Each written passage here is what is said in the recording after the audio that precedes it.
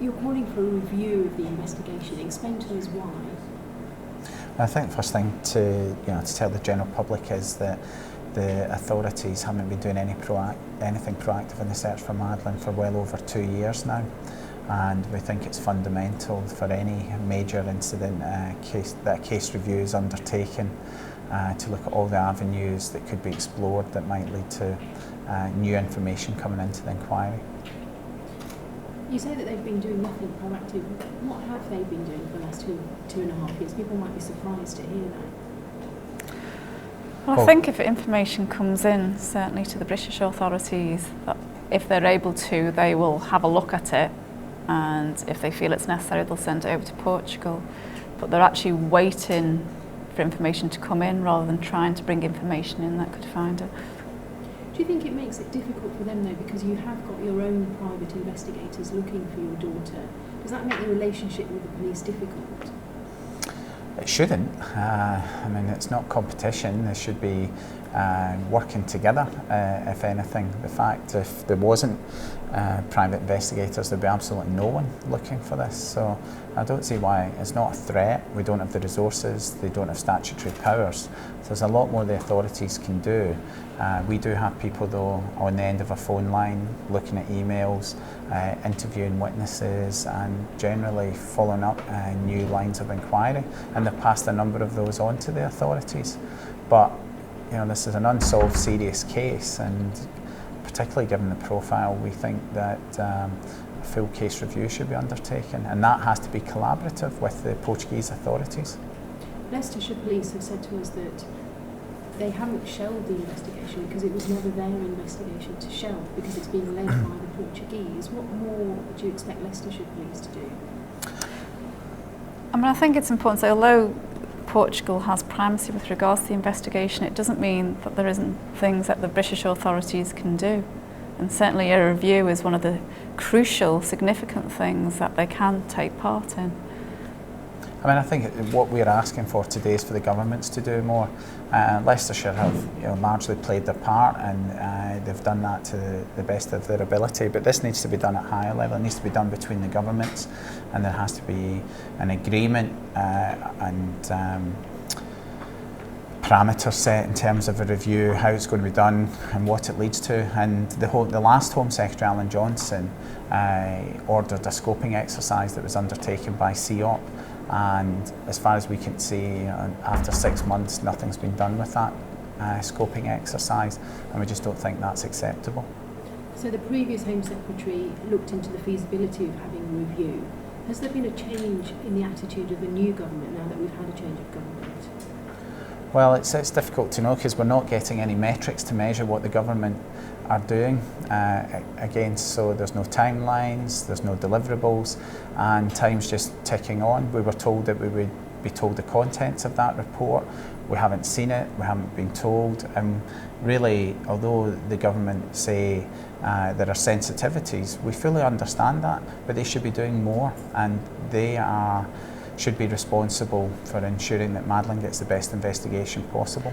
We're not aware of any progress since the CEOP report was handed into the government at the end of March, and even allowing for a change of government in the last 6 months, we're not aware of anything that has carried on from that report being given in. When you met with Theresa May, the new Home Secretary, what promises did she give you? Did she tell you what was in that scoping report? Well, I think that's just it. There weren't any promises. In fact, she said, I don't want to make any commitments. But basically what we need to know is, what are they doing? What are they going to do with that report? Have they read the report? Do you think she had even read it? Well, she hadn't when we met her, she said that, which was a bit disappointing. Hopefully now she has, but we need to know where are we going now, because we truly believe it's going to help the search for Madeleine. We know it's not easy, but it doesn't mean it's not possible. I just wanted to ask you, you've chosen to do the interviews now, 3.5 years on. People will be wondering how on earth you keep going and how you keep this story in the news after such a long time. Well, we don't, although we offer to do things like this, really, I think it's a reflection that the public are very interested. And I think the public care about Madeleine, and that's why it's still a story, for want of a better word. And which is great, because without the public support, I don't know where we'd be. I think that's crucial. You know, the government won't do anything without pressure, and it's the public.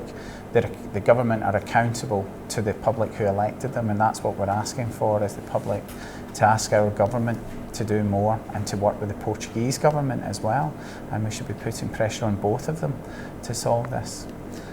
We can't stop doing what we do. We need to find Madeleine. We live in a life that's somewhat in limbo between our previous life, which is very, very happy, and somewhere now where we've got a different life but without Madeleine in it. And we can't really get off that treadmill until we find her, or at the very least what's happened to her. And how do you keep going? How do you keep hope alive?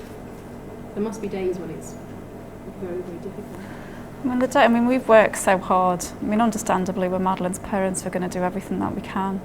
And we work really hard, and there are days when it feels that obstacle after obstacle is thrown in your way, and obviously the clock keeps ticking, the calendar keeps turning, and there's days that we just look at each other and think, God, I wish it was all over, you know. But basically we wish Madeleine was back with us, full stop.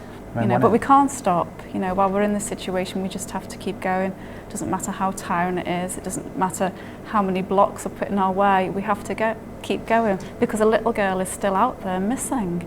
You know, this has not solved this case. She's still missing, and there's an abductor out there. There's a criminal out there who is free to do this over and over again if we let him. You know, so it's another reason why the governments and the authorities should be doing more.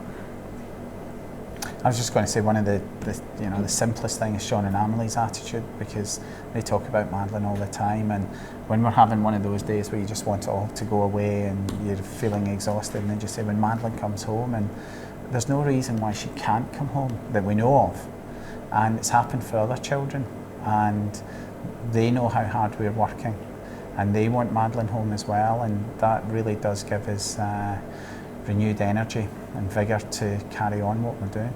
Now, in Sean and Amelie's words, Madeleine's missing. We need to find her. I mean, it's quite simple when they put it like that, you know.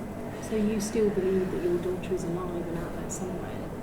Well, certainly we know there's a good chance that she's still alive. I mean, at the minute she's just missing, you know, so you have to assume she's alive, because there's nothing to say otherwise. There's many cases, as you know, that have hit the media of children, and many cases that haven't hit the media of children who've been found years down the line. So you just have to keep going. I mean, you could imagine that if we just gave up and years down the line we found her. I mean, there's no justification for giving up. And so you'll keep on searching for as long as it takes? Yeah, and we can't stop. I mean, I don't think any parent could stop. I don't think you could live comfortably. I just don't think physically that you could, or mentally, you could actually reach that decision, you know.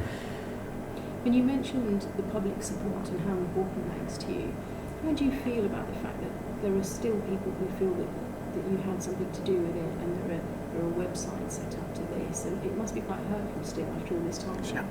I think the key thing is that the motives of people who wish to persuade others that Madeleine is dead without any evidence to suggest that have to be questioned. You know, we're here to try and make sure there's as good a search as possible, and that's, as far as I can see, the way the vast majority of the public want to see it happening. And I think they'll be shocked to find that the authorities have not been doing anything. Our focus is in making sure there is a good search, not in stopping one for a missing child.